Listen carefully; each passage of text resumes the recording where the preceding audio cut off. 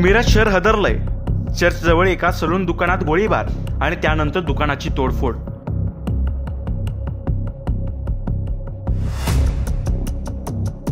जुन्या वादातून दोन गटांमध्ये आज पुन्हा एकदा उसळलेली चिंगारी ही थेट गोळीबारापर्यंत येऊन पोहोचली। वडर गलित परिसरात घडलेल्या घटनेमुळे संपूर्ण परिसरात भीतीचे आणि तणावाचे वातावरण निर्माण झाले आहे।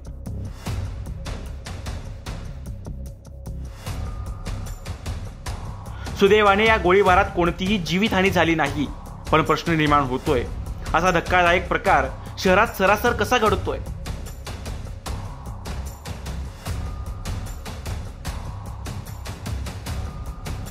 घटनेची माहिती मिळताच सांगली एलसीबीचे पीआय सतीश शिंदे आणि मिरज शहर पोलीस ठाण्याचे पीआय किरण रासकर यांनी घटनास्थळी धाव घेतली। ही घटना मिरजकरांच्या सुरक्षेवरती प्रश्न निर्माण करते आहे। काय पोलीस या मागचं सूत्र लवकर उकलतील?